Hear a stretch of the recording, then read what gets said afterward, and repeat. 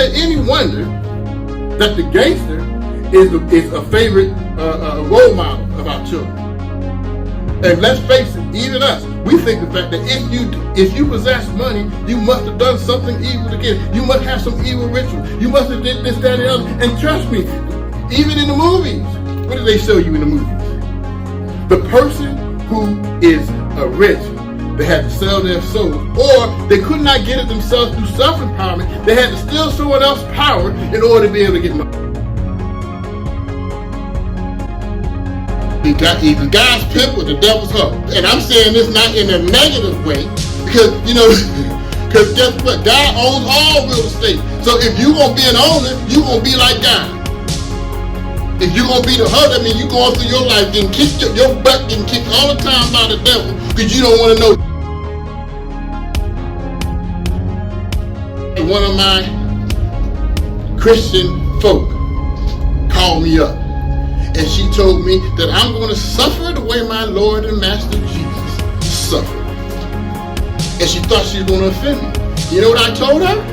I said, well, you need to send me your money so you can keep on suffering by law of attraction, because I don't know what you need him for, because you're going to suffer anyway. Jesus did not come for you to suffer. He came for you to live life and live life more abundantly. And that don't mean just spiritual abundance. Material abundance is just the fruits of the way you think your spiritual abundance. But the reason why a lot of us cannot do this is because we're spiritually broke. Tell you something, money does grow on trees. It grows on astral trees. When you know the truth, and when you awaken to yourself to be God of God, so you understand how to create, guess what? You're going to realize that there's no evil in self-empowerment. If you understand where the principles came from, and by the way, voodoo is just the second cousin of Egypt. In Egypt, they call it Heku.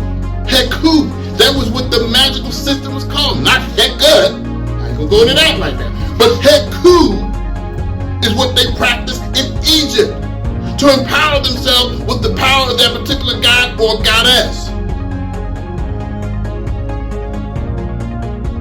Whoa. Now Egypt, where they're practicing all this magic and all this kind of stuff, they came out of Egypt. Now watch this. In the place where it's supposed to be evil, the chosen people go and Moses had to validate himself by beating the baddest magicians on the planet. He takes his staff, he does his magic, he put his staff down, and all of a sudden it turns into a snake.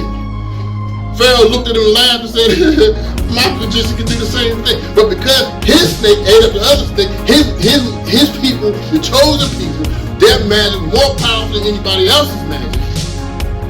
And that's why Pharaoh said, let my people go. Don't get it twisted.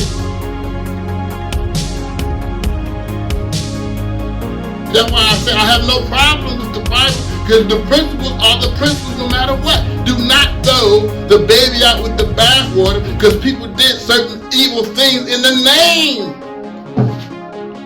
of the master adept, Jesus. I still know my Bible. Acts 7:22 said that Moses was initiated into the Egyptian mystery system.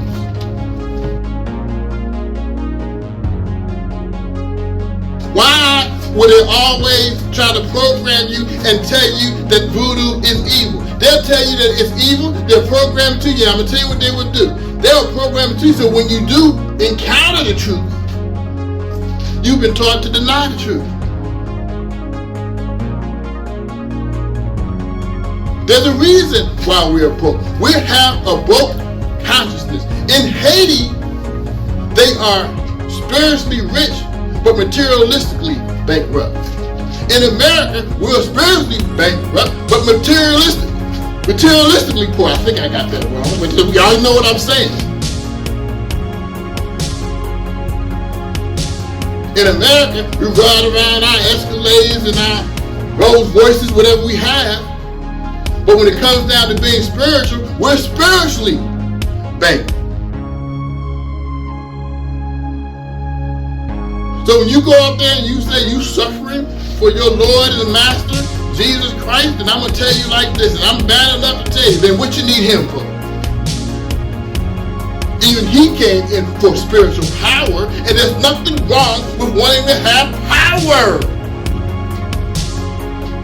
Don't let them tell you that if you getting your behind kicked by all kind of witchcraft, all kind of black magic, don't be brainwashed and fooled and say, well, this is the way my Lord and Master wanted me to suffer.